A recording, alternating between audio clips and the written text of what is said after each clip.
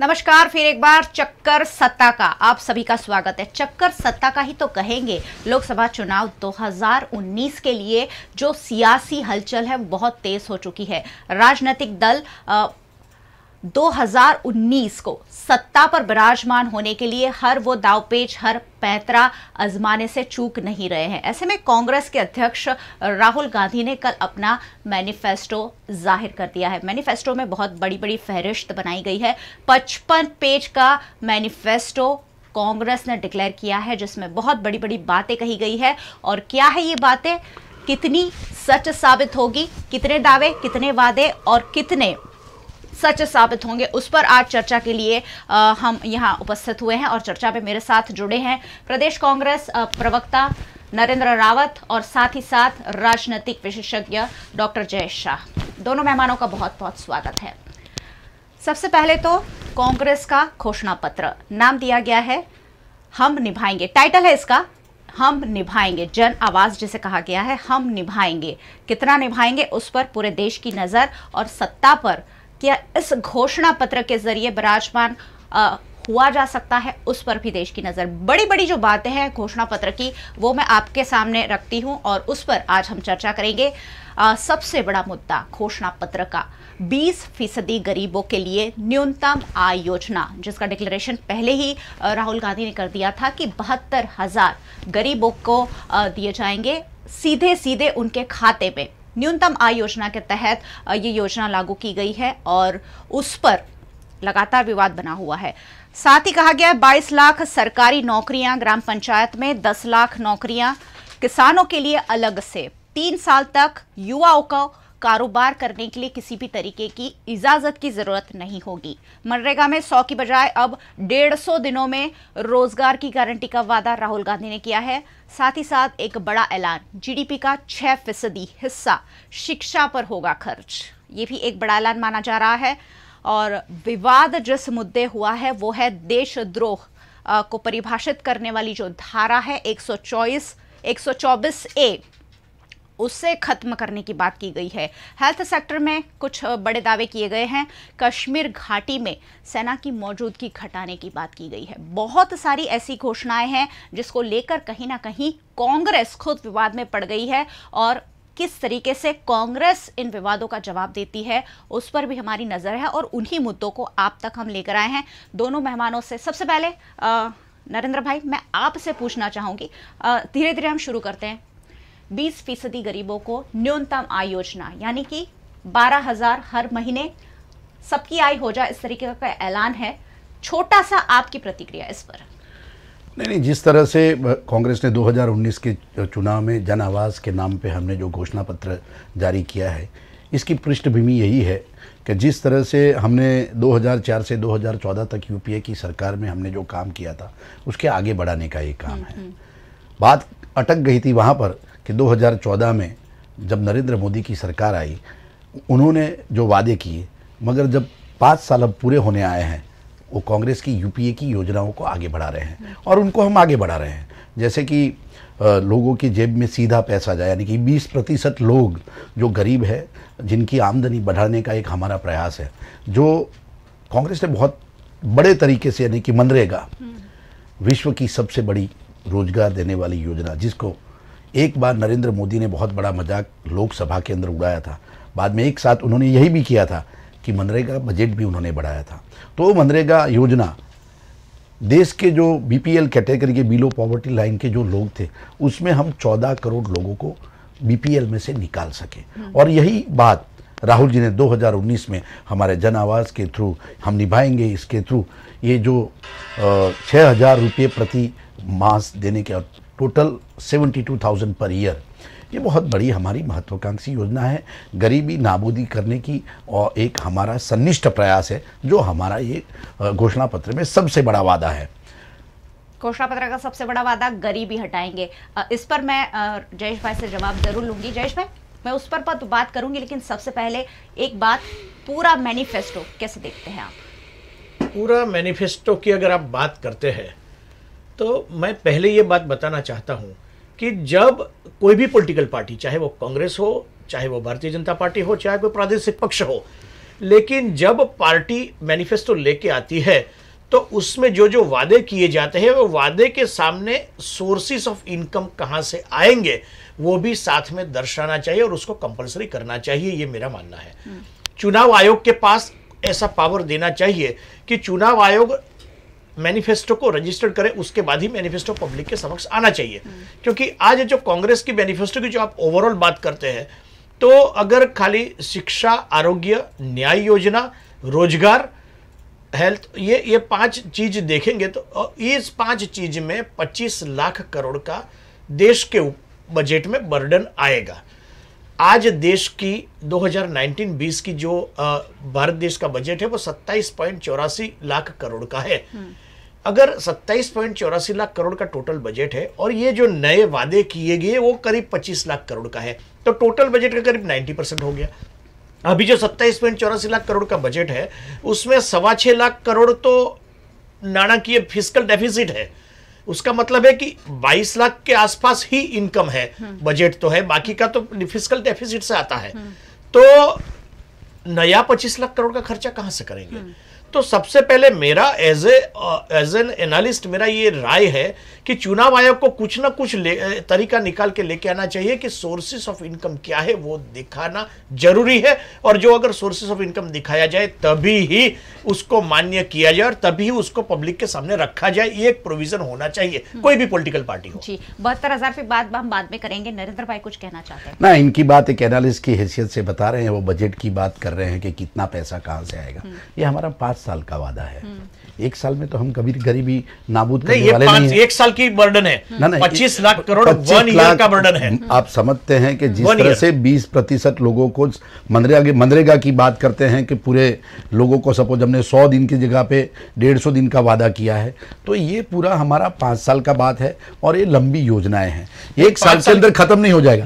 Budget में हम 6% हम रखना चाहते हैं शिक्षा में, क्योंकि इसकी वजह से लोगों की रोजगारी और लोगों के जीवन के ऊपर सबसे बड़ा अहम हम शिक्षा को मानते हैं, और इसकी वजह से ही कांग्रेस का ये विजन है। देखो, दिन प्रतिदिन बढ़ जाएगा। अब जीएसटी की आवक क्या समझते हैं? आज सरकार के पास कितना पैसा आता है? आप इसका जब अभी आप टेक्निकल एनालिसिस पे जाओगे तो ये बीजेपी सरकार ने, मोदी जी ने पेट्रोल डीजल के भाव पे टैक्स लगा के कितने रुपए बटोर लिए हैं, उसका हिसाब है आपके पास? आप बताइए कितने लाख रुपए ले लिए। 5 साल का एनालिस्ट के आपको एक प्रश्न पूछता हूं कि कितने लाख रुपए हमारी जेब से, गरीबों की जेब से उन्होंने लूट लिया, कितना लिया? आप जीएसटी की लाखों करोड़ों की आवक है, 18%, 38%, आप उसका भी हिसाब दीजिए। आप पहले एक बात ये करिए, आप शिक्षा पे जीडीपी के 6% खर्च करना चाहते हैं। वेल इनफ, जरूरी है। शिक्षा और आरोग्य में इन्वेस्टमेंट भारत की जरूरियात है, नेसेसिटी है और ये होना चाहिए। लेकिन मेरा एक प्रश्न है, 1964 में कोठारी कमीशन ने सबसे पहले रिकमेंडेशन लेके आए थे जब पंडित जवाहरलाल नेहरू पीएम थे। उसके बाद उनकी निधन हो गई। निधन होने से पहले ये रिपोर्ट आई थी। रिपोर्ट में यह बताया गया था कि शिक्षा और आरोग्य के पीछे जीडीपी का 6% खर्चा होना चाहिए। कांग्रेस से बात लेकर के आई है, 2004 में भी लेकर के आई थी, 2009 में भी लेकर के आई थी, 2014 में भी लेकर के आई थी, आज 2019 में भी लेकर आई है। फेयर इनफ, उसके सामने कोई ना नहीं है, बहुत अच्छी बात है। लेकिन उसकी फाइनेंशियल बर्डन देखिए। जीडीपी की आज 200 लाख करोड़ जीडीपी है, तो जीडीपी का 6% मतलब 12 लाख करोड़ हुआ। 12 लाख करोड़ मतलब आज की जो बजट 28 लाख करोड़ गिन लो तो बजट के करीब 43% खाली हेल्थ एजुकेशन सेक्टर में जाएगा, और जीडीपी का 3% 2023-24 तक जीडीपी का 3% हेल्थ में खर्च करने की बात की है, तो 6 लाख करोड़ उसमें जाएगा, तो 22% वो जाएगा, तो 65% खाली हेल्थ एंड एजुकेशन में जाएगा। तो बजट कैसे चलेगा? 72,000 कहां से आएंगे? 72,000 करोड़ जो बात की है उन्होंने, जो न्याय योजना की, तो 72,000 करोड़ की मैं ये सोच रहा था कि चलो राहुल गांधी ने पहले अनाउंसमेंट कर दिया, लेकिन मैनिफेस्टो में कुछ उसकी डिटेल लेके आएंगे। परिवार किसको गिनना है, परिवार में आय कैसे गिनोगे? एक आदमी खेती करता है, सपोज की खेती में से उनकी कितनी आय हुई, साथ में छूटक मजदूरी पे जाता है, उनकी कितनी आय हुई, उसको रिकॉर्ड कहां से लाओगे? तो फिर उसको कितना कम पड़ा 12,000 में, वो आप उनके अकाउंट में कैसे डिपॉजिट करेंगे? उसकी डिटेल लेकर के, स्कीम लेकर के नहीं आए। और अगर उसकी फाइनेंशियल बर्डन की जो आप बात करें तो फाइनेंशियल बर्डन उनका करीब 5 लाख करोड़ आएगा, क्योंकि 136 करोड़ की आज पॉपुलेशन है। 136 करोड़ की पॉपुलेशन के करीब 21% गिन लो जो बिलो पॉवर्टी लाइन है, तो उसके हिसाब से करीब 5 करोड़ परिवार गिने जाए, 5 करोड़ परिवार, उसको 72,000 ईयरली दिए जाए तो करीब 4.8 to 5 लाख करोड़ तक आता है। तो ये जो 4.8 to 4.5 करोड़ है वो जीडीपी का 2.5% होता है और टोटल बजट का 18% होता है। कैसे मैनेज कर पाएंगे? मेरा प्रश्न ये है, योजना की ना नहीं है।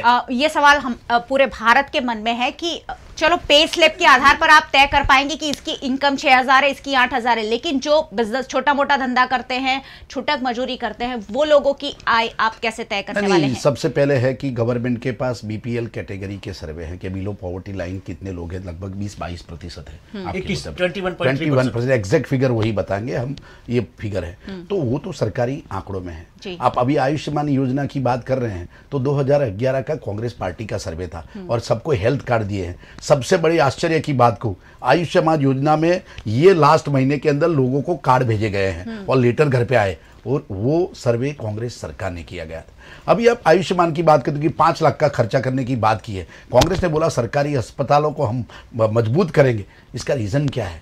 5 लाख किसी को इंश्योरेंस इनको दे दिया, ये प्राइवेट हॉस्पिटल को 5 लाख देंगे, हम 5 लाख रुपया देके एक डॉक्टर को या हॉस्पिटल यानी सरकारी अस्पताल को मजबूत करेंगे तो वो 50 ऑपरेशन करेगा, यानी लगभग 25 लाख रुपया सरकार का बचेगा। तो ये जो सरकार मोदी जी सरकार ने काम की थी, जो सरकार सिर्फ बालाकोट की स्ट्राइक पे काम करती है, सर्जिकल स्ट्राइक के पर काम करती है, राष्ट्रद्रोह राष्ट्र प्रेम की बात करती है, वहाँ पर बजट कहाँ है?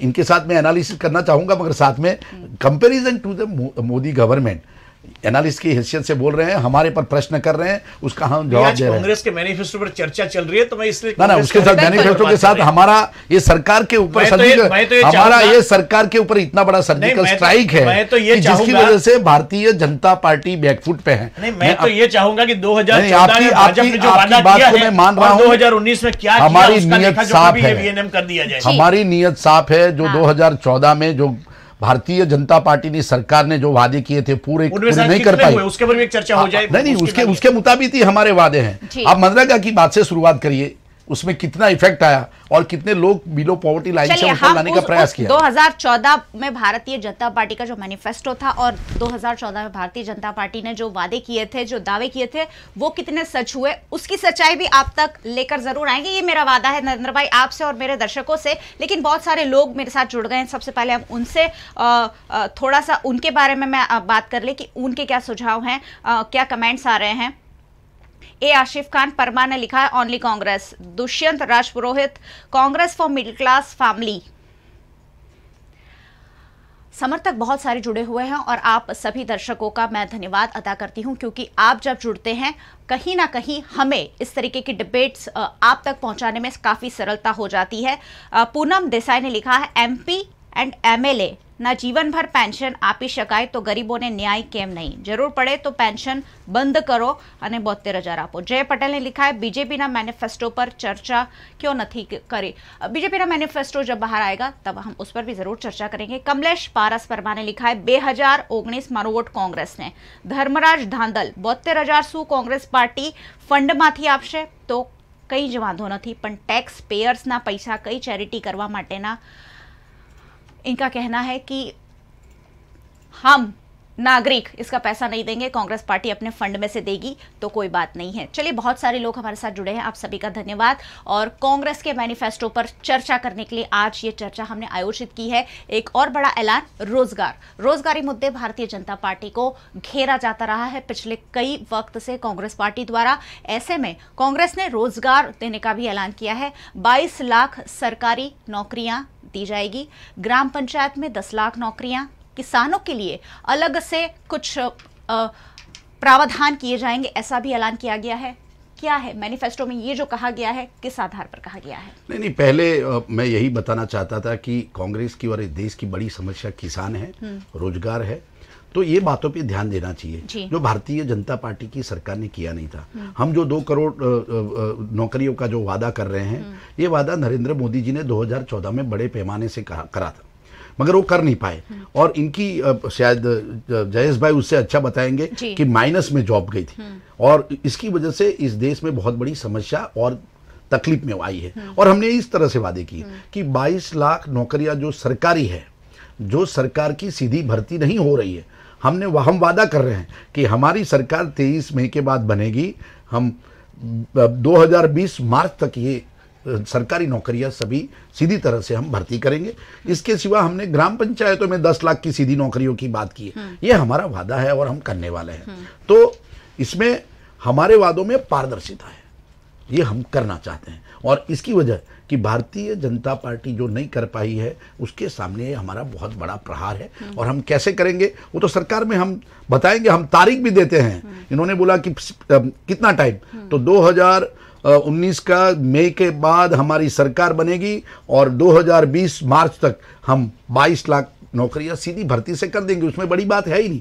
मगर इस सरकार ने जिस तरह से, बहुत बड़ी बात मैं फिर से इनसे पूछना चाहता हूं, आप मानते हैं सरकार चूक गई है?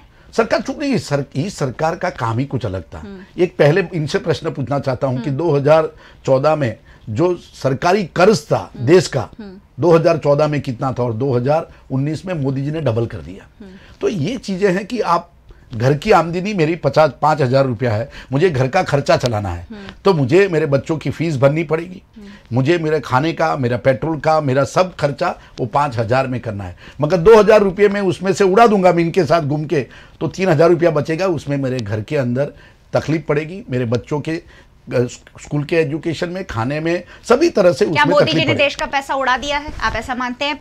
पैसा फिजूल खर्च हुआ है? उन्होंने जो बताया कि कितना पब्लिक डेट की बात की उन्होंने, तो पब्लिक डेट जीडीपी का कितना परसेंट है उसके ऊपर गिने जाता है। आप ऐसा मत सोचो कि फॉर एन एग्जाम्पल, एक गुजरात का एग्जाम्पल ले ले कि गुजरात में जब नरेंद्र भाई ने सत्ता संभाली थी तब गुजरात की जीएसडीपी, स्टेट की जीडीपी के करीब 37% पब्लिक डेट था। उस टाइम पर रकम थी 70,000 करोड़, समथिंग लाइक दैट था। एग्जैक्ट तो फिगर अभी मेरे पास है नहीं, लेकिन आज की डेट में पब्लिक डेट टोटल गुजरात की जीडीपी के, जीएसडीपी के 28% है। एक्चुअली जीडीपी का परसेंटेज घटा हुआ है, लेकिन रकम बढ़ करके वो 2.5 से 3 लाख करोड़ तक पहुंच गई है। तो जीडीपी जैसे बढ़ती है, पब्लिक डेट बढ़ता है, लेकिन उसको सर्टेन पैरामीटर है इकोनॉमी का कि जो स्टेट है तो उसको, राज्य है जो, तो 30% के अंदर अगर पब्लिक डेट रखा जाए तो वो हेल्थी सिचुएशन गिनी जाती है। वैसा नेशनल लेवल पे एक पैरामीटर है, तो वो हेल्थी पैरामीटर के अंदर है, इकोनॉमी उसको क्रॉस नहीं किया है। आप क्या कहना है कि 2014 में, जैसे मैं जीडीपी का प्रश्न आपको पूछता हूं कि 2014 में जो नरेंद्र मोदी थे आए थे तब जीडीपी क्या थी और 2019 में जीडीपी डबल हो गई, जब डबल डेप्ट हो गया। आपकी बात टेक्निकली तरीके से, कभी जीडीपी के मुताबिक डेप्ट बढ़ा, मगर सरकार को इस तरह से कर्ज कम करना चाहिए। मैं जीडीपी का परसेंटेज से फॉरेन में बात करूं, फॉर एन एग्जाम्पल, कांग्रेस ने एक वादा किया मैनिफेस्टो में कि जीडीपी का, नहीं, उनका जीडीपी और उनके जीडीपी में इतना कर्ज कैसे बढ़ गया, डबल कैसे हो गया? दूसरी गवर्नमेंट का कंपैरिजन भी करना चाहिए। जीडीपी का 200 लाख करोड़ है, जीडीपी 200 लाख करोड़ है, उसका 6% 12 लाख करोड़ हो गया एजुकेशन में। अगर 2023-24 तक जब सरकार छोड़ेगी 5 साल के बाद, जीडीपी शायद 300 लाख करोड़ तक पहुंच जाएगी। उस टाइम पर वो 18 लाख करोड़ तक पहुंच जाएगी रिक्वायरमेंट। तो मैं ये बोल रहा हूं कि जैसे जैसे जीडीपी बढ़ती है तो वैसे जो पब्लिक डेट जो होती है, पब्लिक डेट जीडीपी का एक fix percentage. For an example, fiscal deficit मैंने अभी बात किया, फिस्कल डेफिसिट अगर जीडीपी का 4% के अंदर रहे तो वो हेल्दी सिचुएशन गिनी जाती है। तो एनडीए, मैं किसी पक्ष का पुरस्कर्ता नहीं हूं, मैं न्यूट्रल एनालिसिस करने का अगर देखे जाए तो 2014-15 से लेकर के 2019-20, 18-19 तक जीडीपी 3.1% से लेकर के 3.4% जीडीपी के फिस्कल डेफिसिट रही। अगर उसको यूपीए 2, जब उन्होंने, नरेंद्र भाई ने बात छेड़ी ही है, तो यूपीए 2 का अगर समय देखा जाए तो वो 6% से लेकर के जीडीपी के 6% से लेकर के 5.7% और 4.2% तक जीडीपी के फिस्कल डेफिसिट रही थी। जब मैंने एक बार ये प्रश्न पूछा था एक प्राइवेट मीटिंग में जी, ऐसा क्यों है, तो बोला नहीं, कांग्रेस की हमेशा अर्थनीति ये रही है कि हम डेफिसिट फाइनेंसिंग से ही काम करते हैं और डेफिसिट फाइनेंसिंग से काम करके हम उसके मार्केट से परचेजिंग पावर बढ़ा करके उनको इनडायरेक्टली हेल्प करते हैं। तो जीडीपी की अगर बात की जाए, जीडीपी के परसेंटेज से इकोनॉमी का पैरामीटर हर एक इसलिए देखा जाता है कि उसकी हेल्थी सिचुएशन के वर्ल्ड वाइड, इंटरनेशनली उसको पैरामीटर फिक्स किया हुआ है। तो आज जो अगर पब्लिक डेट की बात की जाए तो विद इन पैरामीटर है, अगर फिस्कल डेफिसिट की बात है तो 4% के अंदर है।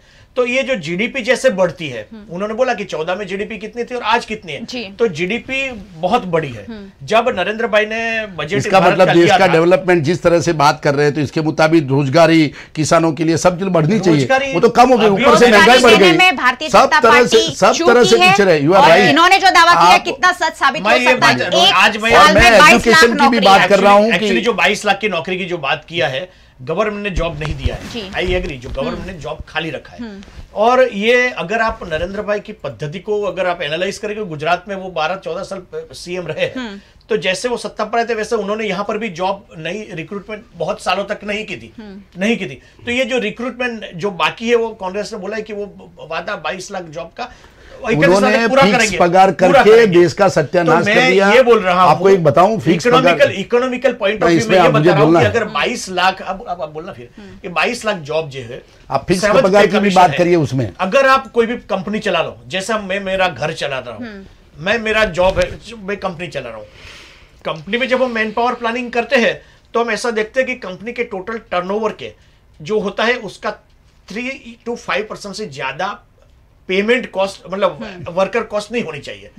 अगर हम उसको थोड़ा लिबरल ले लें, क्योंकि ये कंट्री है, इकोनॉमी है इतनी बड़ी, और वहां पर हम गरीब लोगों को भी ऊपर लाना है, मिडिल क्लास को भी ऊपर लाना है, उनको जॉब देनी है, चलो मान लिया बिछड़े हुए लोगों को लाना है, तो वो कॉस्ट कितनी होनी चाहिए?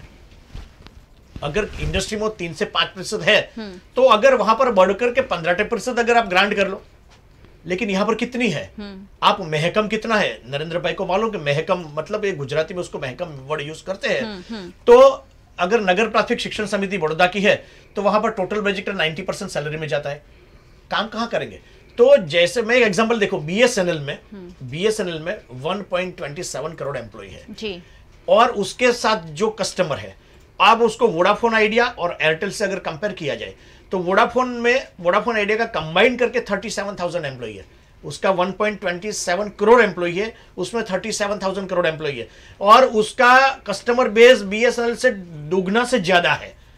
तो जो मैं ये जो बात कर रहा हूं कि जैसे जैसे ज्यादा जॉब गवर्नमेंट देते जाएंगे, एक तो 7th पे कमीशन लेके आए, उसका बर्डन इतना ज्यादा बढ़ चुका है, तो अल्टीमेटली आप महकम में पैसा जितनी ज्यादा जॉब देंगे उतना ज्यादा खर्चा आएगा। अगर ये 22 लाख जॉब की बात करें, मींस देयर आर पब्लिक जिनको जॉब देना जरूरी है, 22 लाख जॉब देंगे, जॉब तो देना पड़ेगा, बर्डन पड़ेगा 5% बजट पे, 1.50 लाख करोड़ रुपीस है खाली 22,000 का, 22 और 10 लाख वो ग्राम पंचायत की बात है। या ग्राम पंचायत जॉब के सामने मैं ये बात करना चाहता हूं, चाहे वो कांग्रेस की सरकार हो, यूपीए हो, एनडीए हो, बीजेपी की हो, मोदी की हो, ग्राम पंचायत में आज जो स्टाफ है ना, आप गांव में जाकर के इंक्वायरी कर लीजिए कि उसको रेगुलर पेमेंट मिलती है।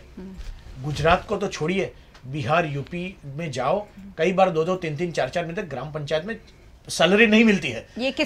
अगर आज आप बोल रहे हैं कि 10 लाख रोजगारी ग्राम पंचायत में देंगे, तो ग्राम पंचायत 10 लाख मतलब अभी जो एग्जिस्टिंग स्टाफ है उसमें ना 4 नया ऐड होगा, क्योंकि 2.5 लाख ग्राम पंचायत इंडिया में है। उसका मतलब हो कि पर ग्राम पंचायत 4 लोगों को नई रोजगारी देंगे पर ग्राम पंचायत।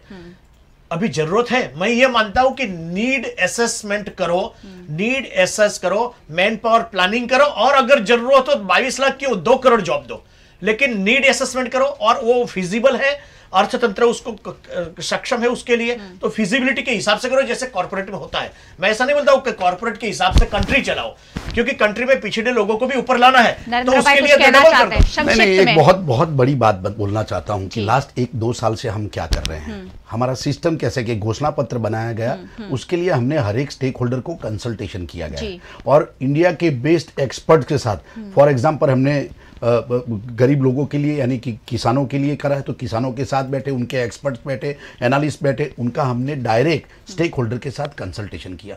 हर एक चीज़ का हमने कंसल्टेशन करके ये लोगों की जो आवाज़ थी, हम खुद कंसल्टेशन में गए हैं। हमने एजुकेशन का कंसल्टेशन अहमदाबाद से किया, अहमदाबाद में सभी गुजरात के बड़े बड़े एक्सपर्ट बुलाए गए, एजुकेशनिस्ट बुलाए गए, स्टूडेंट्स बुलाए गए, एनवायरनमेंट की बात है, और आप धंधे रोजगार की बात करें तो हम उसके लिए भी लोगों को बुलाए, यानी कि सभी चीज़ों में कंसल्टेशन करने के बाद लोगों की आवाज़ को हमने इधर डाला है। आप समझ सकते हैं कि नौकरियों के बारे में आप प्राइवेट और गवर्नमेंट का, बीएसएनएल का कंपैरिजन किया, मगर वो भारत की जनता है।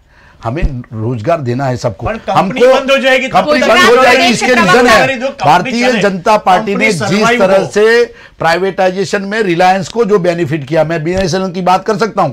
हमारी बीएसएनएल यानी कि सबसे इंडिया में सबसे बड़ा इंफ्रास्ट्रक्चर, हमें इंफ्रास्ट्रक्चर नया करने की जरूरत नहीं है, उसके अंदर सुधार लाने की जरूरत है। मगर इन्होंने क्या किया, हमारी लाइनें जो है वो बिछाई किसने, रिलायंस ने। आज हम लीज लाइन उनके पास से खरीद रहे हैं तो महंगा पड़ता है। हम बिजली की बात करें, बिजली हम खूब उत्पादन करते हैं, मगर क्या हम अदानी से खरीद डबल में वापस लेते हैं। इसकी जरूरत क्या है? सरकार की नीति अलग है। बहुत सारे हैं जिस पर हम बारी बारी चर्चा कर लेते हैं। गुजरात प्रदेश के प्रवक्ता नरेंद्र रावत जो कह रहे हैं कि कंसल्टेंट बिठाए जाने के बाद इस मैनिफेस्टो को तैयार किया गया है। और दर्शक जो हैं बहुत सारे कमेंट्स उन्होंने किए हैं। निखिल सोलंकी ने लिखा है, कांग्रेस की बात करते हो तो पहले ये सोचो कि बीजेपी सबको 15 लाख कैसे देगी। इस पर तो खैर सवाल है ही पूरे देश का। साई अशोक राव ढेकाणे ने लिखा है, why 22 lakh vaccine are there in central government tax vacancy. Poonam Desai Dubey ने लिखा है, टैक्स प्रजाना हित माटे ज लेवाय, tax is for social welfare measures and not for PR of prime minister and MPs. Congress આવે છે।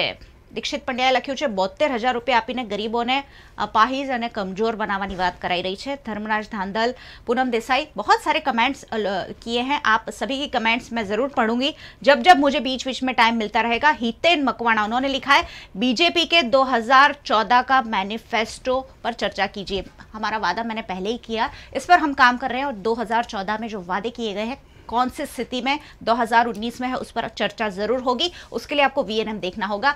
अब बातों के सिलसिले को मैं आगे बढ़ा रही हूं। सबसे बड़ा एक मुद्दा कल मैनिफेस्टो में जो सामने आया और जिस पर विवाद हुआ है, देशद्रोह की जो धारा है 124A को हटाने की कांग्रेस ने खत्म कर दिया जाएगा, ऐसा कहा गया है। क्या इससे आपराधिक गतिविधियां नहीं बढ़ेगी? नरेंद्र भाई, देशद्रोह के बारे में जो हमने हटाने की बात की है, वो जिस तरह से ये भारतीय जनता पार्टी की सरकार और सालों से इसका बहुत गलत उपयोग हो रहा है, तो उस पर हम थोड़ा संशोधन करके इसको हटा के इसको माइल्ड करके देशद्रोह की जो सही घटनाएं हैं उसको ही करना चाहिए। आप गुजरात की बात देख सकते हो कि जिस तरह से हार्दिक पटेल को देशद्रोह के अंदर डाला गया है, तो इसके हम जानते हैं, हम राजनीति हार्दिक पटेल के लिए लाई गई है ये धारा? नहीं, हार्दिक पटेल को लाई गई नहीं, ऐसा नहीं, मगर कोई भी एक आदमी के लिए कानून इसलिए बनाया जाता है कि 100 गुनहगार भले छूट जाए मगर एक निर्दोष को सजा नहीं होनी चाहिए। इस तरह का कानून हमारा बनना चाहिए। लास्ट व्यक्ति के लिए, यानी कि उसके लिए ये कानून बनाया जाता है। तो मेरा ये कहना है कि इस कानून में आप हार्दिक की बात करें, हमने भी बहुत सारे आंदोलन किए, मेरे पर 500 पुलिस केस है। यानी कि जब भी मैं प्रोटेस्ट करता हूँ, लोकशाही का सबसे बड़ा शस्त्र विरोध पक्ष है कि विरोध करने का अधिकार, ये अधिकार को नहीं छीनना चाहिए। और जिस तरह से देशद्रोह सबसे बड़ी ये कलम होती है जिसकी वजह से आदमी का कैरियर खराब हो सकता है, आदमी को गलत तरीके से सरकार यूज कर सकती है। सामान्य तरीके से मैं भी सोच सकता हूँ ऐसा कौन सा काम किया, यानी कि जब विसनगर के अंदर हार्दिक पटेल प्रोटेस्ट करने गए थे और एक मेमोरेंडम देने गए थे, वहां पर थोड़ी धमाल हो गई, उसमें लोगों ने पथराव किया, किसी को नुकसान हो, तुरंत देशद्रोह हो गया। ऐसे तो भारतीय जनता पार्टी ने 92 में किया था, बहुत सारे आंदोलन किए, पूरा देश जल जाता है। 2002 की रायोट्स की बात करो, उसके बाद की सबको देशद्रोह लग गया। तो ये देशद्रोह का बात ये है कि अभी ऐसा कुछ है नहीं कि जिसकी वजह से आप पाकिस्तान के सामने की बात करें, कश्मीर के अंदर बात करें, कोई देश के लिए कुछ गलत कर जाता है और ऐसा कुछ काम किया, उसके लिए करना चाहिए। मगर ये कलम के बाद संशोधन करने का वही कांग्रेस का वादा है और ये सही है। कहीं ना कहीं देशद्रोह और राजद्रोह की जो परिभाषा है उसे सही मायने परिभाषित करना होगा, ऐसा उनका मानना है। जयेश भाई, आप क्या सोचते हैं? परिभाषित करना नहीं है, क्योंकि उन्होंने ऐसा स्पष्ट लिखा है मैनिफेस्टो में, खत्म कर दिया जाएगा, खत्म कर देंगे। फिर वहां पर संशोधन की बात ही कहाँ आई जब खत्म करने की बात की। तो मैं तो यहाँ पर अलग एंगल से बात करता हूँ कि आज ये कांग्रेस की बीइंग विश्लेषक में यह बात है कि कांग्रेस के स्ट्रेटेजिकल फेलियर है। आज राष्ट्रवाद के मुद्दा लेकर के सत्ताधारी पक्ष चुनाव में उतरा है। बालाकोट की स्ट्राइक हुई है, उसके बाद स्पेस स्ट्राइक हुई है, और देशद्रोह और देशभक्ति की बात करके जब सत्ताधारी पक्ष मैदान में उतरे हैं, उस टाइम पर लोगों में जब एक भावनाएं, बालाकोट स्ट्राइक के बाद एक जो देशभक्ति की एक लहर चली, उसके बाद अगर ये इस अफसा को माइल्ड किया जाएगा, देशद्रोह को, कानून को, राजद्रोह को निकाला जाएगा, ये सब बात करने की करने से कांग्रेस को के पास जो सिंपैथी की एक लहर जो चल रही थी उसके ऊपर एक ब्रेक लगेगी, ऐसा मेरा समीक्षा के रूप में मानना यानी है। राष्ट्रवाद के मुद्दे पे कहीं ना कहीं भारतीय जनता पार्टी जब चुनाव लड़ रही है, पूरा देश जानता उस है, टाइम पर ये 4 मुद्दे की जरूरत नहीं थी। कांग्रेस को हेल्थ, एजुकेशन, रोजगार और फार्मर्स, ये 4 को लेकर के चलना था। ये जो 4 बातें की, अप्सपा की बात की, ये जो बात की सिटीजन बिल की बात की, ये 4 बातें करने की कोई जरूरत नहीं थी। क्या और कांग्रेस ये टाइमली नहीं है। ये कांग्रेस इससे गिर सकती है क्या? ये उससे कांग्रेस को उन पे उल्टा पड़ सकता है। उसके ऊपर जो लहर राहुल गांधी ने जो 2 साल से जो तन तोड़ जिसको बोलते मेहनत की है, वो मेहनत पर थोड़ा बहुत असर पड़ सकता है। क्या कहेंगे? बस मेरे इनसे मैं समर्थन करता हूं, जिस तरह से बातें बोल रही वही बात हम प्रजा के बीच में ले जाना चाहते हैं।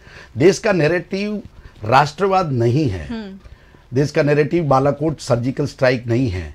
ये सर्जिकल स्ट्राइक देश की जरूरत नहीं है, वो सुरक्षा की बात है, होनी चाहिए। मगर जिस तरह से भारतीय जनता पार्टी, इन्होंने ये भी बताया कि आपके मुद्दे क्या होने चाहिए, किसान होना चाहिए, रोजगार होने चाहिए, ये बात होनी चाहिए। तो हमारे 5 मुद्दे मेन यही है। हमने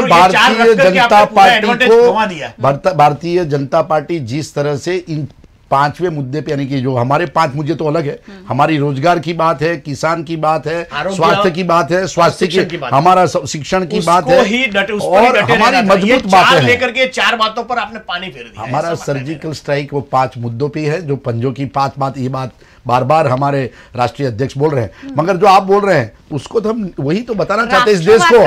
हाँ, भारतीय जनता पार्टी यही बात करना चाहती है। उसके खिलाफ न्याय लेके आए, न्याय को बढ़ावा देने के साथ साथ ये सब कहां से आ गया, उस पर वो सवाल उठा रहे हैं कि ये सारे मुद्दे कहीं ना कहीं कांग्रेस को बैकफुट पे ले जा रहे हैं। नहीं, वो जिस तरह से बैकफुट नहीं, भारतीय जनता पार्टी सही मुद्दों में कभी बात ही नहीं करती है। आज मोदी जी के भाषण देखिए, या तो 2014 के भाषण देखिए, एक वास्तविकता है। आप प्रचार माध्यम है, ये राजकीय एनालिस्ट है, किस तरह से इन्होंने 5 साल में काम किया हम सब जानते हैं। मगर जिस तरह से प्रचार तंत्र, जिस तरह से डिबेट और जिस तरह से एनालिसिस किया जाता है, हमें बहुत बड़ा दुख है। रोजगार की चर्चा अब आज हमारे मैनिफेस्टो की चर्चा हो रही है, मुझे बहुत खुशी होगी कि अभी भारतीय जनता पार्टी का मैनिफेस्टो है उसके नहीं, उन्होंने जो 2014 में जो आशाएं जन्माई थी, जिस तरह से उन्होंने जीएसटी की बात की, जिस तरह से नोटबंदी की बात करी, मैं उनसे एनालिसिस करना चाहूंगा। जिस तरह से उन्होंने बोला था कि मैं काला धन पूरे देश में, विदेश में से पड़ा वो ले जाऊंगा, 5 साल में सब लोग इधर से बड़े बड़े पैसे लेके चले गए। अनिल अंबानी को बेनिफिट किया, 3 लाख करोड़ तक लगभग बड़े इंडस्ट्रियल का जो कर्ज माफी की गई, लोगों की माफी नहीं की जा सकती। और उसके बाद उनके ऊपर कोई केस, क्रिमिनल केस नहीं होते। उसके लिए हमने बहुत बड़ी बात की, बहुत सालों से एक डिमांड थी कि जो किसान के ऋण नहीं चुकाता है उसके पर क्रिमिनल केस किया जाता है, एक बहुत बड़ी आवाज थी। हमने इस बार हमारे जो कंसल्टेशन किया तो इसमें से बहुत बड़ा कि उनके क्रिमिनल केस नहीं किया, उनको हमने सिविल केस में कन्वर्ट करने का प्रयास किया, जो सालों की बात थी, वो बहुत बड़ी मांग थी। और उसके साथ हमारे राष्ट्रीय अध्यक्ष ने अंबानी के साथ जोड़ा था कि जिस तरह से बड़े बड़े इंडस्ट्रियल लोगों को इनका ऋण माफ किया, या तो वो कर्ज करते तो माफ करके उनको सजा नहीं होती। तो ये बहुत बड़ा कदम है। किसानों का बजट नया लाना एक नया बड़ा मुद्दा, क्योंकि ये भी इनके पास बहुत अच्छी स्टैटिस्टिक्स होगी कि लगभग 50-52% किसान। कांग्रेस ने जो एक बात की है कि किसान के लिए अलग बजट लाया जाएगा, ये बहुत बड़ी बात है। किसान के लिए एक अलग बजट होना चाहिए, जैसे पहले रेलवे का एक अलग बजट होता था, ऐसे किसान का एक अगर अलग बजट हो जाए तो पूरी clear cut policy, clear cut क्या होना है, वो एक बहुत बड़ी बात लेकर के आए हैं। मैं जयेश भाई से ये भी जानना चाहूंगा, सामने बात ये है कि जैसे आपने बोला था किसान का सभी कर्जा माफ किया जाएगा, छत्तीसगढ़, मध्य प्रदेश, राजस्थान, तो वो 3 स्टेट में क्या हुआ, वो दावा कर रहे हैं कि और राज्यों में भी माफ करेंगे। कैसे करेंगे? मैं गुजरात का एग्जांपल देखा कर रहे हैं। मुझे एक बात बताइए, 3 राज्यों में कर्ज माफी की बात हुई है, कितना कर्ज माफी हुई? मैं बोल रहा हूँ, उनसे पूछिए ना कि वो कितनी कर्ज माफी। मैं इनके आंकड़ों में नहीं जाता, हमारी नीयत साफ है। जिस तरह से पंजाब में आप 1.5 साल से सत्ता पर है, आपने जब पंजाब पर सत्ता पे आए थे बोले थे कि आप किसान का देवा माफ करेंगे, तो 12,000 करोड़ की वहां पर आती थी। आज की डेट में वहां पर 2,000 करोड़ 2 साल के बाद माफ हुए हैं। आप अब एमपी में बोले थे कि देवा माफ करेंगे, खेडूतों के कर्जा माफ करेंगे, लेकिन वहां पर एक नोटिफिकेशन लेके आया, आज मेरे पास नहीं, बाकी मैं नोटिफिकेशन लेके आता कि 2 एकड़ से कम जिसकी लैंड है, जो पाक फसल बीमा योजना में नहीं है, जो छोटी मोटी सिंचाई योजना के एडवांटेज नहीं लेता है, वही किसान का कर्जा माफ होगा। तो फिर आप क्यों बोले किसान का सभी कर्जा माफ करेंगे? ये फिगर 38,000 करोड़ के सामने अगर वो ये नोटिफिकेशन के हिसाब से फिगर देखा जाए तो वो फिगर 2,000 करोड़ से ज्यादा नहीं होती है। तो सेम थिंग कर्नाटक में हुई।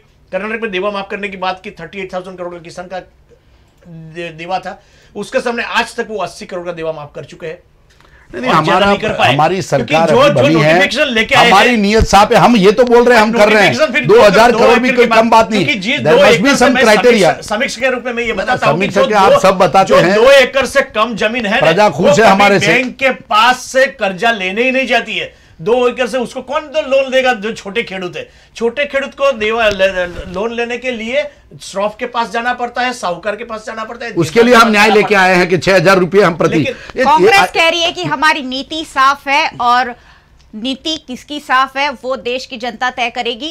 कांग्रेस के मैनिफेस्टो पर बात हो रही है और प्रधानमंत्री मोदी ने इस पर जो बयान दिया है वो भी मैं आपको बता दूं। आज अरुणाचल प्रदेश में वो चुनावी दौरा कर रहे हैं और उन्होंने इस घोषणा पत्र को झूठा और भ्रष्ट करार दिया है। साथ ही उन्होंने कहा है कि ये पाखंड से भरा दस्तावेज है। अरुण जेटली वित्त मंत्री है, उन्होंने भी इस मैनिफेस्टो के लिए कहा था कि ये एजेंडा है जो देश को तोड़ने का काम कर सकता है। एकता के खिलाफ इस घोषणा पत्र को करार दिया गया है, और वो क्यों करार दिया गया है उस पर भी मैं जरूर बात करूंगी। कश्मीर घाटी में सेना की मौजूदगी कम की जाएगी, ऐसा कहा गया है घोषणा पत्र में।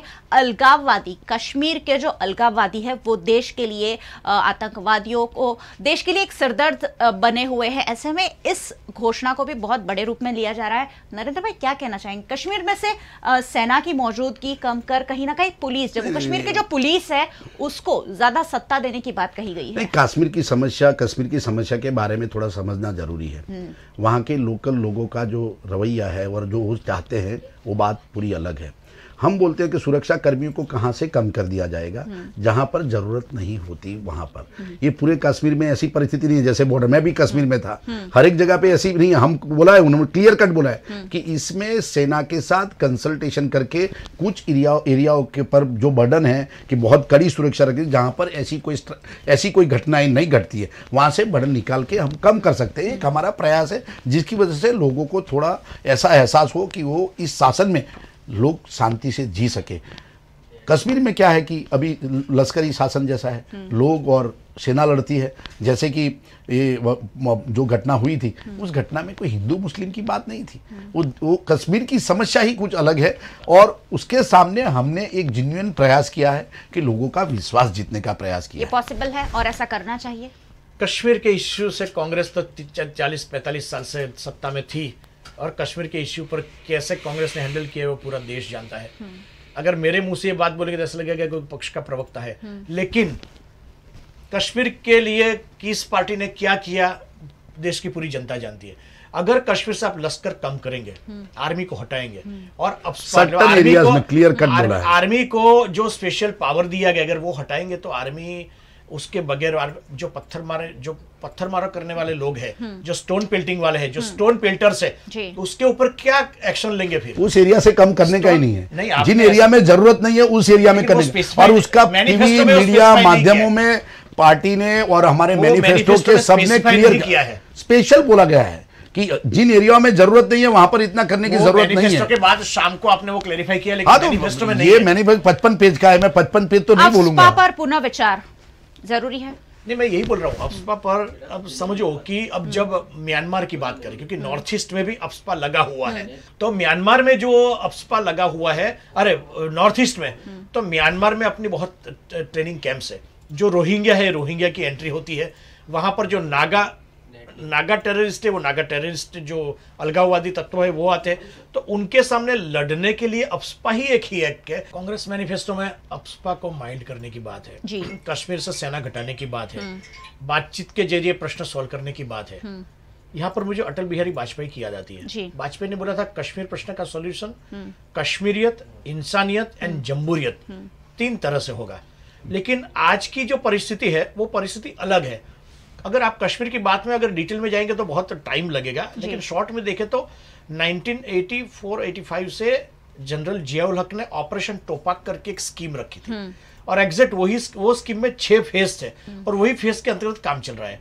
तो अब जो 6ठा फेज जब चल रहा है, 5वां और 6ठा फेज चल रहा है, वो ऑपरेशन टोपाक के अंतर्गत, तो उसमें अगर उस टाइम पर अगर अफ्स्पा को माइल्ड किया जाना, सैन्य को कम करना, वो कश्मीर को देश के साथ रखने के लिए बहुत बड़ी मुश्किल होगी। साथ में 370 को रखने की बात की, चलो वो तो अलग बात है, उसके साथ हम अभी टच नहीं करते हैं। लेकिन अफ्स्पा पे अगर आ जाए, तो अगर आर्मी कम कर दिया जाए तो कौन करेगा काम? वहां पर कंट्रोल कौन करेगा? दूसरी बात है, अफवाह को कम करेंगे तो जो शेल्टर मिला है सेना को, सैन्य अधिकारियों को, सैनिकों को, वो क्या करेंगे? जो स्टोन पेल्टर्स है, जो टेररिस्ट को कवर करके स्टोन पेल्टिंग करते हैं, उसके सामने एक्शन कैसे लिए जाएंगे? ये एक बहुत बड़ी समस्या है। कांग्रेस को अगर मैनिफेस्टो में लेके आना था तो अफवाह अगर माइल्ड करे तो ये जो चीज है उसके सामने कैसे लाएंगे? फिर उन्होंने जो सेडिशन की बात की, देशद्रोह की बात की, उसको पूरा हटाया जाए, वहां पर पूरा हटाने की बात गलत है। अगर आप उसको अमेंडमेंट करने का बात लेके आते तो ठीक था। जो नक्सलिस्ट, माओइस्ट इन्फेक्टेड एरिया है, जो जिहादी तत्व है, तो उनके सामने कैसे, अगर ये हथियार गवर्नमेंट के साथ चला जाएगा तो कैसे एक्शन लेंगे उनके सामने? सही बात है। कश्मीर में जो नॉर्थ ईस्ट की बात करिए, है, अफवाह खाली अकेला कश्मीर के लिए नहीं है, नॉर्थ ईस्ट में भी लगेगा। नॉर्थ ईस्ट की इंसर्जेंसी को कंट्रोल करने में अफवाह का बहुत बड़ा रोल है, नो डाउट। अफवाह के सामने विवाद भी इतना है, लेकिन वो विवाद वो लोग कर रहे हैं जो एक्टिविस्ट लॉबी के हैं। मैं ना नहीं बोलता, एक्टिविस्ट लॉबी हर एक जगह पे गलत होती है ऐसा नहीं है, कई जगह पर अच्छा काम एक्टिविस्ट की वजह से ही होता है, लेकिन अफवाह से काफी हद तक इंसर्जेंसी को कंट्रोल करने में मदद मिली है। जितने ग्रुप थे, वहां पर कबीला है, वहां पर ग्रुप है, वो ही वहां पर शासन करते हैं, चाहे सत्ता पर कोई भी हो, कोई भी पॉलिटिकल पार्टी हो, वहां की कोई भी रीजनल पार्टी हो, कोई भी लोकल हो। अब इंटरनेशनल सिनेरियो हो चुका है, चाइना मजबूत होता जा रहा है, इनके सामने इंडिया अपने पांव मजबूत कर रही है, और रोहिंग्या की इश्यू म्यांमार में है। तो ये जब ये पीरियड में अफवाह को माइल्ड करना मेरे लिए उपयुक्त नहीं है। कश्मीर के अलगाववादी, वैसे तो पूरा कश्मीर मुद्दा है जो भारत सबसे आज़ाद हुआ है तब से एक चर्चा का विषय बना हुआ है। ऐसे में कश्मीर से सेना का जो पावर है कम करने की बात कांग्रेस कर रही है, कितनी लाजमी समझते हैं आप इसे? ये समस्या की बात कहाँ से चल रही है, बहुत साल हो चुके। इस समस्या का समाधान क्या है? तो इसके पहले उधर की प्रजा को कंसल्टेशन और माइल्ड करने की बहुत ज़रूरत है। उन्होंने 3 बात, जमहूरियत की बात की, प्रजा की बात की, ये बात सब सही है। उधर के लोगों को जब तक कंसल्ट नहीं किया जाएगा, क्योंकि कश्मीर की प्रजा ये चाहती है, वो फ्रीडम चाहती है, हम दे नहीं सकते, तो उनके साथ बातचीत के जरिए ही हो सकेगा। हमारा जो असपा की बात करें, नॉर्थ ईस्ट की बात कर रहे हैं या पूरे ईस्ट की बात कर रहे हैं, तो मेरा ये कहना है कि उसमें भी जिस तरह से सरकार ने जिस तरह से इसका उपयोग किया गया है, उसको भी हमें माइल्ड करने की ज़रूरत है।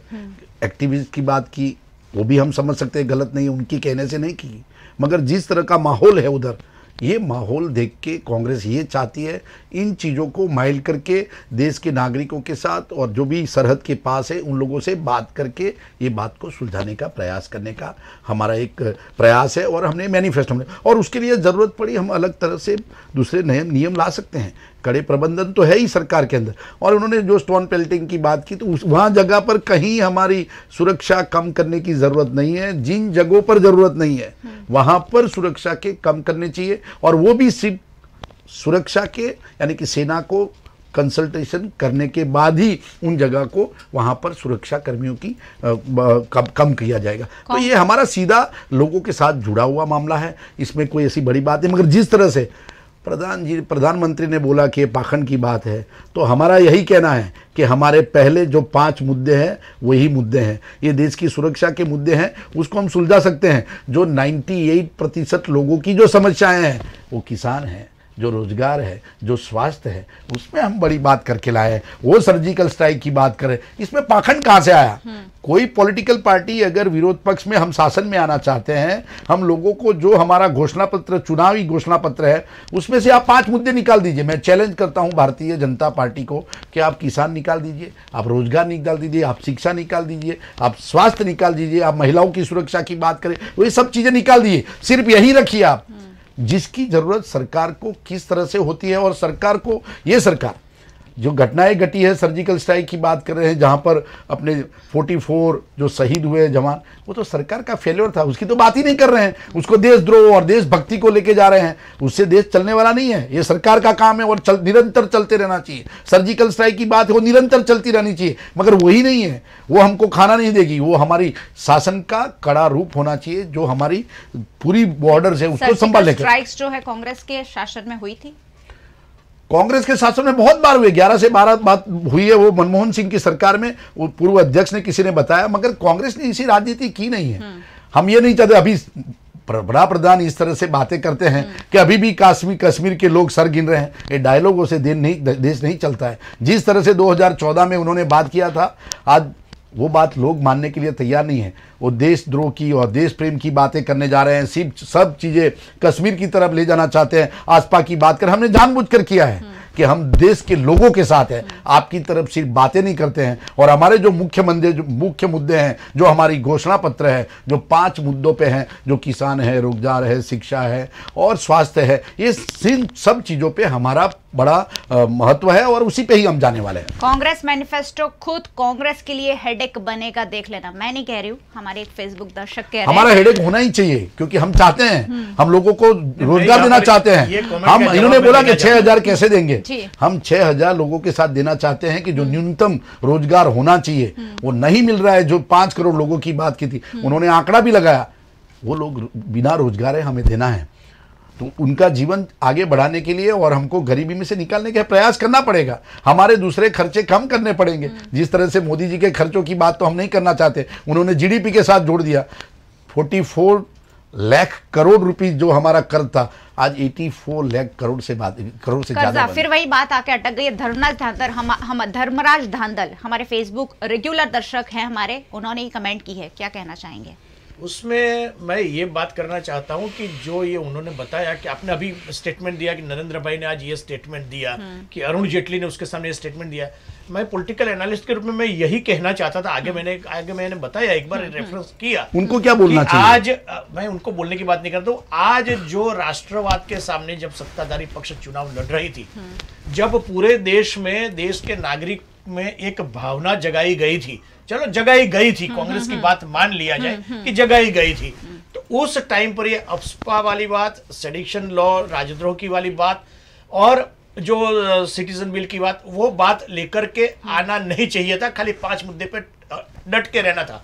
ये जानबूझकर ये कांग्रेस को तकलीफ करेगी। ये नहीं, बहुत सारे मुद्दे मेरे पास है और वक्त बहुत कम है। जीएसटी सरल बनाने की बात कांग्रेस ने कही है, आसान है? बहुत आसान है। मोदी जी ने जो फैसला लिया था वो सोचे समझे बिना लिया था। और बहुत हास्यास्पद बात आप ही बता सकते हैं, जो अरुण जेटली की बात कर रहे हैं। एक बार जब अपने अनाउंसमेंट बजट के करने के बाद, जीएसटी का रेट करने के बाद, कितनी बार इन्होंने यू टर्न लिया, हैफेजार्ड यू टर्न लिए। इनके बारे में जानते होंगे क्यों कम किए गए, क्या सोच के कम कर रहे हैं, उसका पूरा स्टडी करके अगर इस 1 नेशन 1 टैक्स की बात की थी, किन चीज़ों पे कितना टैक्स होना चाहिए। मगर मोदी जी को बहुत बड़ा ऐतिहासिक काम करने का था। रात को 12 बजे पार्लियामेंट बुला के उन्होंने ये अनाउंसमेंट कर दिया और उन्होंने ये तो देखा नहीं कि किन चीज़ों पे कितना जीएसटी होना चाहिए। और इनकी वजह से जो इफेक्ट हुई, नोटबंदी की बात करें, वो भी बहुत बड़ा स्टेप था, इतिहास में अमर हो गए कि हम काला धन बचाने के लिए आतंकवाद, और बहुत बड़ी बात, फिर से बातों पे जाते हैं। वो देश प्रेम की बात करते हैं, देशद्रोह की बात करते हैं, कश्मीर की बात करते हैं, लोगों के रोजगारी की बात करें, हम जाना चाहते हैं। अगर इन और नोटबंदी बिना सोचे समझे लागू किया गया था। जीएसटी चाहे कांग्रेस की सरकार सत्ता पर हो या एनडीए की सरकार सत्ता पर हो, जीएसटी एक इकोनॉमिक स्ट्रक्चरल रिफॉर्म था। कोई भी बड़ा इकोनॉमिक स्ट्रक्चरल रिफॉर्म, जैसे 1991 में जब वड़ा प्रधान मनमोहन सिंह फाइनेंस मिनिस्टर थे नरसिंह राव की सरकार में, उस टाइम पर इंडियन इकोनॉमी को ग्लोबलाइज किया गया, प्राइवेटाइज किया गया। उसकी इफेक्ट इकोनॉमी को मिलते मिलते 4 से 5 साल लगे। कभी भी कोई भी बड़ा इकोनॉमिक रिस्ट्रक्चरिंग जो होता है, स्ट्रक्चरल रिफॉर्म होता है, उसमें कम से कम 3 साल लगता है। जीएसटी में पहले शुरुआत में 6 महीना जितनी मुश्किल थी, इतनी तकलीफ अब नहीं है। जब कांग्रेस जीएसटी का बेस लेकर के निकली है, तो जितना बेनिफिट उनको पहले साल में मिलने वाला था, उतना अब नहीं मिलने वाला है। लेकिन अब मेरा कांग्रेस से प्रश्न यह है कि जीएसटी का एक ही स्लैब करने की बात कही है, वो ये इतने बड़े देश में पॉसिबल नहीं है।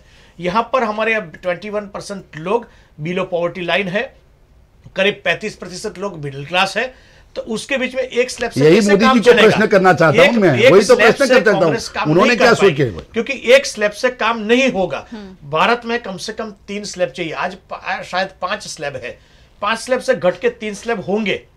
स्ट्रक्चरल रिफॉर्म है, 3 साल के बाद उसका, और जैसे ये उन्होंने बताया कि क्योंकि हर महीने उसकी मीटिंग मिलती है, हर महीने उसकी जीएसटी काउंसिल मिलती है, और उसके हिसाब से जैसे स्ट्रक्चरल रिफॉर्म होता है उसमें हर महीने रिव्यू होता है, और हर 3 महीने उसका बड़ा रिव्यू होता है। और स्ट्रक्चरल रिफॉर्म मैंने बोला ना, जब मनमोहन सिंह फाइनेंस मिनिस्टर कांग्रेस की सरकार थी, उसको भी परिणाम लेने में लेते लेते कम से कम 4 से 5 साल लग गए।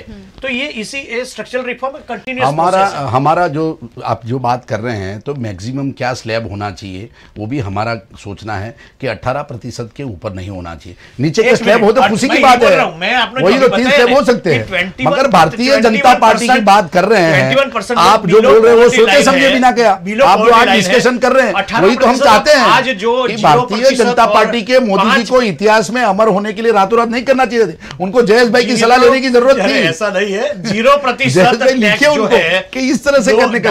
कांग्रेस पार्टी सोच समझ के बोल रहे हैं कि 18% हमेशा यही कहा जाता है कि सरकार तो कांग्रेस ही चला सकती है, भारतीय जनता पार्टी नहीं चला सकती। ये 5 साल में प्रतीत हो चुका है। जिस तरह से जीएसटी बहुत अच्छी एनालिसिस की कि इस तरह से 36% 38% तक पहुंच गए थे। जीएसटी काउंसिल के बिना भी फाइनेंस मिनिस्टर अरुण जेटली ने कितनी बार स्लैब कम किया, मैं तो भूल चुका हूं कि कितनी बार कौन से स्लैब कम हुए, हम तो भरते जा रहे हैं। जीएसटी और नोटबंदी की वजह से जो छोटे गरीब लोगों के जो बेरोजगार हुए, उनके जो धंधे टूट गए, उनको आगे लाने के लिए हमको एक नया स्टेप लाने की बात की कि हम 3 साल तक जो भी काम करेगा उसका सरकारी नियंत्रण, यानी कि सरकारी रजिस्ट्रेशन नहीं करेंगे। क्योंकि आप कहीं पे भी जाइए, एक भी जगह पे जीएसटी और नोटबंदी से या उनके स्टार्टअप से रोजगार बढ़ाओ, इनकी मुद्रा योजना से कहीं रोजगार बढ़ाओ, कहीं नहीं बढ़ा। सरकारी आंकड़े सही है। आप सबसे बड़ी बात मुझे कल आ रही थी कि महिला सुरक्षा की बातें कर रहे थे। 2016 के बाद सरकार के पास आंकड़े नहीं है, सरकार प्रसिद्ध नहीं करती है। यूनिसेफ, यूनाइटेड नेशंस की जो एजेंसियां इंडिया में काम कर रही है, उनको सरकार के कहने पे उनके कहे हुए सर्वे, कैसे सर्वे होते हैं कि टॉयलेट घर में आने से इकोनॉमी क्या लाभ हुआ, उसका ही सर्वे करने का। तो वो तो सामान्य तरीके से है कि घर में पानी का, पहले कुएं से पानी लाने का था, घर के अंदर पानी लाए तो लोगों का स्वास्थ्य बढ़ेगा, लोगों की ये तकलीफ कम होगी, धंधा रोजगार बढ़ेगा, थोड़ी बहुत फाइनेंशियल तकलीफें कम होगी, मानसिक संतुलन बढ़ेगा। तो ये बातें करते हैं, मगर वास्तविकता क्या है? लोग गरीब हुए हैं ज़्यादा। इनके शासन में जो उन्होंने कहा था, इससे तकलीफें बढ़ी है। रोजगार की तो बहुत बड़ी समस्या है। कोई भी एनालिस्ट इंडिया का नहीं ये बोल रहा है कि नरेंद्र मोदी ने कभी रोजगार बढ़ाया हो, ऐसी कहीं नहीं है। सरकार के पास कहीं आंकड़े नहीं है, ऐसा झूठ बोलती है। और किसी के घोषणा पत्र को पाखंड के ना, पाखंड का क्या मतलब होता है? नरेंद्र मोदी जी सिर्फ डायलॉग करते हैं, वो उसी तरफ जा रहे हैं। बालाकोट जाएंगे, सर्जिकल स्ट्राइक जाएंगे, मगर हम चुनाव हार भी जाए तो मंजूर है, मगर हम बात यही करेंगे, गरीबों की बात करेंगे, किसानों की बात करेंगे, रोजगार की बात करें, और वो हमारे ठोस कार्यक्रम है और वो कार्यक्रम से हम लगे रहेंगे। चलिए, बहुत बहुत धन्यवाद। वास्तविकता यही है कि जब चुनाव आते हैं तभी सारे मुद्दे आते हैं, चाहे रोजगार की बात हो, चाहे स्वास्थ्य की बात हो, चाहे शिक्षा की बात हो। जैसे ही चुनाव आते हैं, ये जो समस्याएं हैं वो वास्तविक रूप से समस्या बनकर हमारे सामने आ जाते हैं। 5 साल तक कहीं ना कहीं इन पर बात नहीं होती है, और जब 5 साल बाद हम विश्लेषण करने बैठते हैं, उसी वक्त ये सारे मुद्दे सरकार 2014 में सरकार ने जो वादे किए थे वो पूरे हुए कि नहीं, उस पर सवाल है, और 2019 में कांग्रेस ने जो वादे किए वो पूरे होंगे कि नहीं, उस पर सवाल है। यानी हर जगह सवाल ही सवाल है, लेकिन जवाब देना है मतदाताओं को, क्योंकि ट्रंप कार्ड हमारे हाथ में है। 23 अप्रैल को वोट डालना है। कांग्रेस का मैनिफेस्टो, अब जब बीजेपी का मैनिफेस्टो आएगा उस पर भी चर्चा होगी। 2014 में कितने काम हुए हैं उस पर भी चर्चा होगी, लेकिन उसके लिए आपको देखते रहना होगा वीएनएम। वीएनएम से जुड़े रहना बहुत आसान है। वीएनएम का फेसबुक पेज है वीएनएम टीवी, वहां आप लाइक कर हमेशा वीएनएम के जो भी लाइव है वहां अपडेट्स आप देख सकते हैं।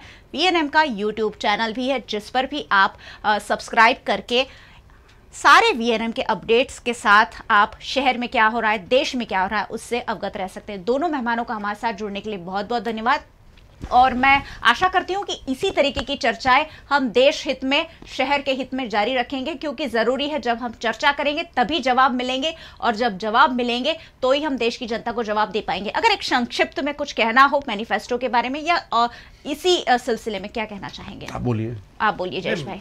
जब मैनिफेस्टो की टैगलाइन है हम निभाएंगे, तो मेरा ये प्रश्न है, क्या निभा पाओगे?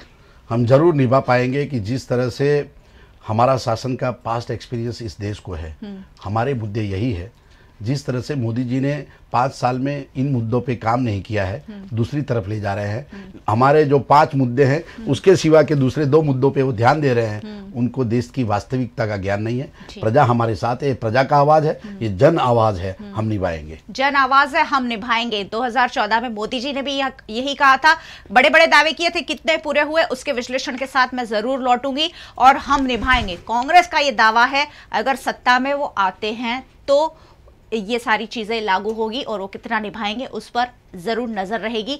वीएनएम के साथ जुड़ने के लिए सभी दर्शकों का बहुत बहुत धन्यवाद। देखते रहिए वीएनएम। नमस्कार।